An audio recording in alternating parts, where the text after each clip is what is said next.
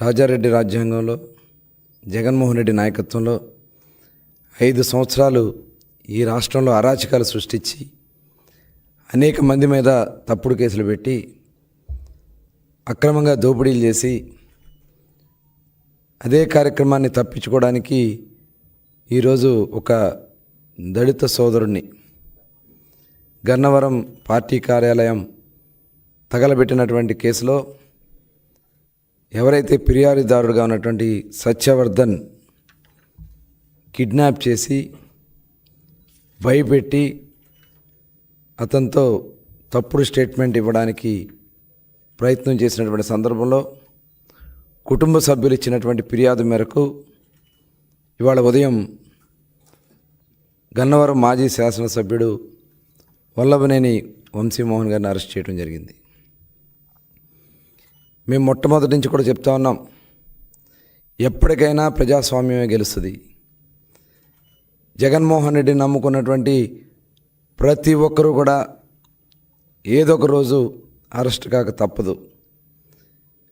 అధికారం ఉంది కదా అని చెప్పి విర్రవీగితే రేపేమవుద్దనే దానికి ఇవాళ వల్లభనేని వంశీ అరెస్టే ఒక నిదర్శనం. ఇవాళ అతనికి రాజకీయ భిక్ష పెట్టినటువంటి పార్టీ తెలుగుదేశం పార్టీ. అతనికి శాసనసభ్యుడిగా గెలవగలగడానికి కారణం తెలుగుదేశం పార్టీ. అటువంటి కన్న తల్లి లాంటి తెలుగుదేశం పార్టీ కార్యాలయాన్ని తగలబెడితే ఇవాళ ఏం జరిగిందో చూసాం. వాళ్ళ అక్రమ దోపిడీలు అవన్నీ కూడా ఎంక్వైరీలు జరుగుతున్నాయి. అందరూ రాష్ట్రంలో ఉన్నటువంటి వైఎస్ఆర్ పార్టీలో ఎవరైతే తప్పులు చేశారో వాళ్ళందరూ కూడా ఎవరు కూడా తప్పించుకోలేరు. ఇవాళ రాజకీయంగా చాలా ప్రాధాన్యత కలిగినటువంటి కృష్ణా జిల్లాలో భ్రష్టు పట్టించారు ప్రతి ఒక్కరు కూడా. ఒక నాయకుడు క్యాసినో పెట్టిస్తాడు, నోరు ఉంది కదా అని బండబూతులు తిడతాడు, అధికారం ఉంది కదా అని చెప్పి అధికారుల్ని కాళ్ళ కింద వేసుకుని తొక్కే పరిస్థితి చేశారు. ఆ రోజున వాళ్ళు చేసినటువంటి దుర్మార్గాలు ఇవాళ బందర్లో మచిలీపట్నంలో ఒక మాజీ మంత్రి బియ్యం స్కామ్లో సొంత భార్యనే కేసులో ఇరికించినటువంటి దౌర్భాగ్యమైనటువంటి పరిస్థితులు వైఎస్ఆర్ పార్టీ ఇవాళ ఆ నాయకులది. తీర ప్రాంతంలో భూములు కొట్టేసిన ఒక మాజీ మంత్రి, తెలుగుదేశం పార్టీ ప్రధాన కార్యాలయంలో ఆ కుటుంబానికి రాజకీయ భిక్ష పెట్టినటువంటి పార్టీ తెలుగుదేశం పార్టీ. ఇవాళ దాడులు చేసి జగన్ దగ్గర మెప్పులు పొంది పదవులు పొందాలని చూస్తే ఏమైంది ఇవాళ మీరు చూశారు. ఇవాళ ఎవరు కూడా తప్పించుకోలేరు.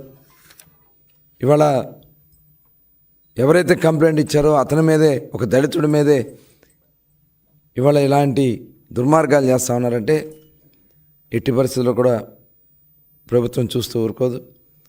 ఖచ్చితంగా ఎవరు కూడా తప్పించుకోలేరు. ఇవాళ జగన్మోహన్ రెడ్డి గారు కూడా ఈ రాష్ట్రాన్ని ఏ రకంగా దోచుకున్నారో, ఇవాళ సొంత బాబాయ్ని ఏ రకంగా హత్య చేశారో మొత్తం కూడా ఇవాళ బయటకు వస్తున్నాయి. విచారణ కూడా వేగవంతంగా పూర్తి కావాల్సినటువంటి అవసరం ఉంది. దానికి కావాల్సినటువంటి చర్యలన్నీ కూడా తీసుకునే పరిస్థితి ఉంది. కాబట్టి ఎవరు కూడా తప్పించుకోలేరు. ఇవాళ వచ్చి మాట్లాడుతూ ఉన్నారు ఒక్కొక్కరు. మీరు మాట్లాడే అర్హత మీకుందా? మీరు చేసిన తప్పిదాలే మిమ్మల్ని వెనక పంపిస్తున్న అది గుర్తుపెట్టుకోవాలని చెప్పి ఈ సందర్భంగా తెలియజేస్తూ, చాలా పారదర్శకంగా మేము కక్షపూరితంగా చేయాలంటే ప్రభుత్వం వచ్చిన నెల రోజుల్లోనే మొత్తం అందరినీ జైల్లో పెట్టవచ్చు. కానీ మేము ఎక్కడా కూడా ఎవరి మీద కూడా కక్ష సాధింపు చర్యలు తెలుగుదేశం పార్టీ చేయదు. ప్రజాస్వామ్యబద్ధంగానే ముందుకెళ్తాం. ఎవరైతే దీంట్లో అవినీతిలో కానీ అరాచకాల్లో కానీ భాగస్వాములు అయ్యారో వాళ్ళు ఎట్టి పరిస్థితి కూడా తప్పించుకోలేరని కూడా తెలియజేస్తాను.